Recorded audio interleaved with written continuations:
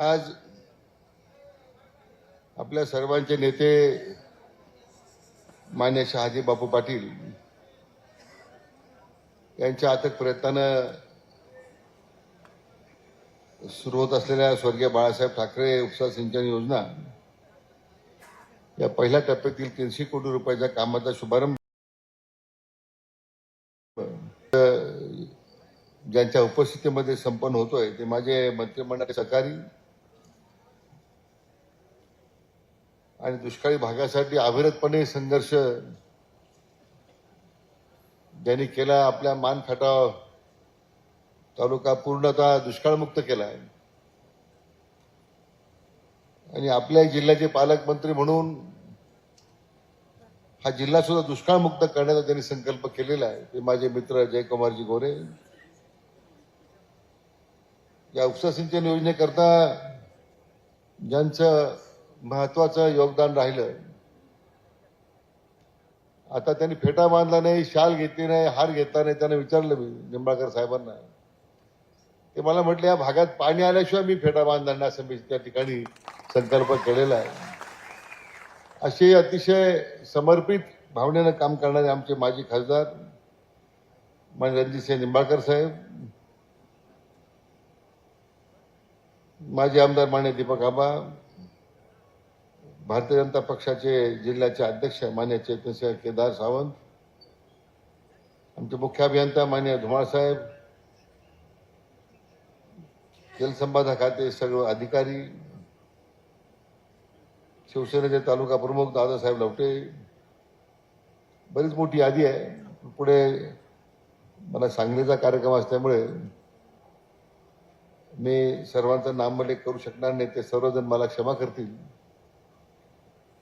आणि ज्यांच्या निमंत्रणावर आपण सर्वजण या जमलेलो आहोत, ज्या सुरुवातीला मी त्याचा उल्लेख केला, ते माझे परम मित्र मी बरोबर आहे असे आपले शहाजी बापू पाटील आणि उपस्थित सर्व बंधू भगिनी आणि मित्र हो. आपल्या सांगोला तालुक्यातील 12 गावातील शेतकऱ्यांना एक नवा आशेचं निर्माण करणाऱ्या या उपसा सिंचन योजनेचा शुभारंभ भूमिपूजन समारंभात या ठिकाणी संपन्न होत आहे. या निमित्तानं मला प्रथमतःच आपल्या राज्याचे लोकप्रिय मुख्यमंत्री माननीय देवेंद्रजी फडणवीस साहेबांचं खऱ्या अर्थानं अभिनंदन केलं पाहिजे, धन्यवाद दिले पाहिजे की केवळ महाराष्ट्र दुष्काळ मुक्त करण्याचा संकल्प त्यांनी जो केला आहे त्याचा परिणाम या उपसा सिंचन योजना त्यांनी पाणी मंजूर करून दिलं, म्हणून आजचा कार्यक्रम या ठिकाणी संपन्न होत आहे. मला या निमित्तानं आमचे जयाभाऊ निंबाळकर साहेबांचं अभिनंदन केलं पाहिजे की अतिशय मी म्हणेन वेड्यासारखं एक विशिष्ट ध्येयानं प्रेरित होऊन आमचा राज्याचा शेतकरी या दुष्काळातून आता मुक्त झाला पाहिजे या उद्यत भावनेने त्यांनी काम सुरू केलं. मला आठवतं मी 2014-15 दरम्यान 9 साली मला वाटतं जयाभाऊ निवडून आले, त्याच्या मी गावाला गेलो होतो आणि मी पाहिलं की त्या मानदेशामध्ये दहीवडीला असे छोटे दाणे होते, छोटे, त्याला पाणीच नव्हतं. मी जयभाऊने विचारलं की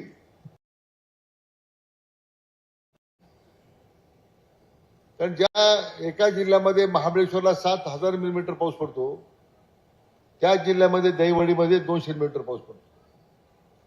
असं काही तंत्रज्ञान आपल्याला विकसित करता येईल का तो पाऊस खाली आणता येईल आपल्याला? परंतु परिस्थितीच्या विरुद्ध उभं राहिले आणि प्रचंड संघर्ष जयभाऊनी केला मी पाहिलेला आहे. आज ज्या तालुक्यात प्यायला पाणी नव्हतं, ज्या तालुक्यातले शेतकरी, त्या तालुक्यातला तरुण रोजगारासाठी बाहेर जायचा, आज त्यांच्या तालुक्यामध्ये आणि परिसरामध्ये आज 4 कारखाने झाले, साखर कारखाने, हे ते परिवर्तन आहे. पण विलक्षण धडपड. मी मंत्रिमंडळात असताना मला वाटत नाही की जयभाऊने एका दुसरं काम सांगितलं असेल. आणि म्हणून आज तुमच्या या सांगोला तालुक्यामध्ये तोच ध्येयानं वेडा झालेला एक माणूस, ज्यांनी आपल्याला राज्यामध्ये डोंगर दाखवले, झाडी दाखवली, त्या शहाजी बापू पाटलांच्या प्रयत्नानं आज सांगोला तालुका दुष्काळ मुक्त होतोय, याचा मला अतिशय मनस्वी आनंद आहे. आज आपल्या तालुक्यात आल्यानंतर महाराष्ट्र दुष्काळ मुक्त करण्यासाठी ज्यांनी अविरत प्रयत्न केले ते स्वर्गीय गणपतराव देशमुख साहेबांची आठवण झाल्याशिवाय राहत नाही. त्यांच्या स्मृतीला मी या निमित्तानं विनम्रपणे अभिवादन करतो. ही महाराष्ट्रातली काही जुनी जाणती मंडळी होती, ज्यांनी या राज्यामध्ये शेतकरी आमचा आणि राज्यातली शेती दुष्काळमुक्त झाली पाहिजे म्हणून प्रयत्न केले. सातत्यानं शासनाकडे पाठपुरावा केला, राज्य असेल केंद्र सरकार त्यांच्याकडे पाठपुरावा केला, आणि आज ते दिवस आज आपल्याला पाहायला मिळतात. किती पिढ्या खपल्या माहित नाही.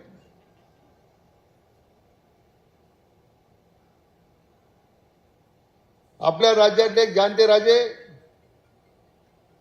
त्यांनी आमच्या नगर जिल्ह्यात एकदा भाषण केलं होतं.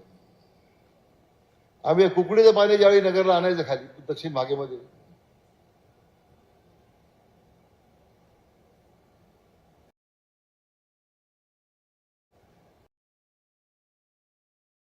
त्यांचा की दुष्काळी भागाला पाणी देणं हे अजिबात व्यावहारिक नाही आहे. हे पाणी देणं परवडणारं नाही आहे.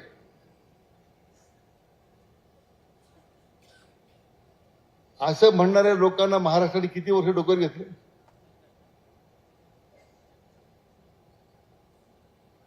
का सोलापूर जिल्हा इतक्या वर्ष दुष्काळाच्या छायाखाली राहिला? एवढं उजनी धरण तुमच्या पायथ्याशी आलं तरी तुमच्या तालुक्याला पाणी नाही. शेवटी या निरेचं पाणी जे उपलब्ध होतं ते तुमच्या रणजितसिंह निंबाळकरांनी भांडून ते मिळवलं, आणि त्याच्यामुळे बापू तुमच्या या सांगोला तालुक्याला पाणी उपलब्ध करण्याचं काम झालं. मुळात त्यांना दुष्काळाच्या भागाला पाणी देणंच व्यावहारिक नाही असं त्यांना वाटत होतं. त्यांनी राज्याचं किती वर्ष नेतृत्व केलं हे मी सांगण्याची गरज नाही.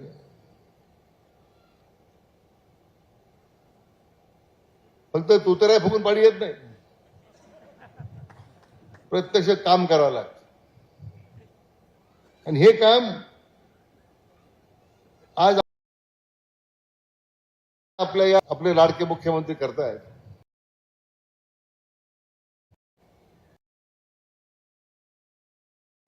आपले लाडके प्रधानमंत्री नरेंद्र मोदी साहेबांनी घेतलेली आहे. नदीजोड प्रकल्पाच्या निमित्तानं आज संपूर्ण देशभरामध्ये एक आंदोलन त्यांनी उभं केलेलं आहे. आणि या निमित्तानं आज महाराष्ट्रामध्ये विदर्भ असेल, गोदावरी खोरे असेल, जवळजवळ आज 2 लाख कोटी रुपयाची कामं आपण हे महाराष्ट्र नदीजोड प्रकल्पातून दुष्काळमुक्त करण्याचा आपण संकल्प केलेला आहे. आणि मी आपल्याला शेतकरी बांधवांना सांगू इच्छितो की पुढच्या 5 वर्षामध्ये आपण हे राज्य दुष्काळमुक्त करण्यासाठी फार मोठी भूमिका आपण या ठिकाणी करणार आहोत. आपल्या सांगोला तालुक्यामध्ये या योजनेला जर फार वर्षापूर्वी मंजुरी मिळाली होती. त्यावेळी 22 गावात 6,525 हेक्टरला प्रस्तावित योजना होती. मला वाटतं त्यावेळेचा खर्च काहीतरी 73 कोटी रुपये होता. आज तुमच्या या सगळ्या योजना पूर्ण होताना जो आज आता अंदाजपत्रक तयार करण्यात आलेला आहे, आज जवळजवळ 850 कोटी रुपये खर्च येणार आहे. योजना सुरू झाली त्यावेळी किती खर्च होता? 73 कोटी. आता या 850 कोटीला थांबलं पाहिजे हे. पण मी आमच्या अधिकाऱ्यांना सांगितलं आता की कोणत्या परिस्थितीमध्ये या 12 गावांचा समावेश करून ही जी 13,055 हेक्टर क्षेत्र जे आहे, दुसऱ्या टप्प्यामध्ये 5,794 हेक्टर आहे, आणि तिसऱ्या टप्प्यामध्ये 6,527 हेक्टर आहे. अशा या 4 टप्प्यातील योजना मी आपल्या खात्री देऊ इच्छितो पुढच्या 3 वर्षात आपण पूर्ण करून आपण त्या ठिकाणी दाखवू. आणि 3 वर्षामध्ये संपूर्ण या 4 टप्प्याचं पाणी आपल्या दुष्काळी तालुक्याच्या सगळ्या शेतकऱ्यांना मिळेल याच्याबद्दल आपल्या मनामध्ये कुठलाही संदेह ठेवण्याचं कारण नाही. कारण शहाजी बापूचा पाठपुरावा सातत्याने त्याच्यामध्ये त्यांची असणारी जी भूमिका आहे आताशी प्रामाणिक भावनेनं ते त्या ठिकाणी काम करत आलेले आहेत. मग आता आमचे अधिकारी सांगत होते की नीरा देवधर, नीरा उजवा कालवा, टेंबू, म्हैसाळ, सांगोला शाखेमुळे आणि सांगोला उपसिंचन योजनेखाली सांगोला तालुका हा 100% बागायत होईल अशा प्रकारचं काम आम्ही सुरू केलंय. सगळ्यात महत्वाचं की राज्यामधला हा एकमेव तालुका हा पूर्णतः दुष्काळमुक्त होण्याचं काम आणि याचं भाग्य मला मिळणार आहे याचं मला मानस. खरं म्हणजे जयकुमारजींचा प्रचंड इच्छाशक्ती, माजी खासदार निंबाळकर साहेबांचा पाठपुरावा आणि शहाजी बापूंचं त्यासाठी असणारं समर्पित भावनेनं काम त्यामुळेच मित्र हे शक्य होणार आहे. विरोधकांना किती दिशाभूल करू द्या, आज आपलं सरकार महायुती सरकार ज्या पद्धतीने काम करतंय. मला आता पत्रकार विचारत होते की सकाळी जो कोंबडा आवरल्यासारखा माणूस बोलत होता टीव्हीवर, त्यांनी काहीतरी भाष्य केलं की त्या बीडच्या प्रकरणामध्ये त्या खुनामागे आमच्या पक्षाचा हात आहे. तर मी सांगितलं मगाशी की राज्यामध्ये जी मनोरुग्णाची संख्या वाढत चाललेली आहे, वेड्याचे इस्पितळ बांधावं लागलं अशी स्थिती आहे. इतक्या बेजबाबदार विधानं लोक जर करायला लागले आपल्या राजकीय प्रसिद्धी करता, हे अतिशय दुर्दैव आहे. राज्यामध्ये किती मोठी कामं झपाट्यानं कामं झपाट. आणि म्हणून मी म्हटलं बापूने माझं एवढंच सांगणं आहे, विरोधकांना काय टिकायचे करू द्या. बापू आम्ही आमचं काम करत राहू. विरोधकांचा समाचार तुम्ही घ्यायचं काम करा.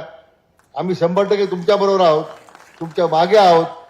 आणि मला खात्री आहे की या सांगोला काढण्याकरता आजची जी स्वर्गीय बाळासाहेब ठाकरे उपसा सिंचन योजना जी आज कार्यान्वित होते, भूमिपूजन होतंय, त्याला पुढे पैसे कमी पडणार नाही. आज 850 कोटी रुपये खर्च येणार आहे. 100% पैसे उपलब्ध होतील. आणखीन काही पैसे लागले ते आपण आणखीन देऊ. परंतु या राज्यातील शेतकऱ्यांच्या जीवनामध्ये आपला नवा आशय निर्माण करायचा आहे, दुष्काळमुक्त महाराष्ट्र करायचा आहे.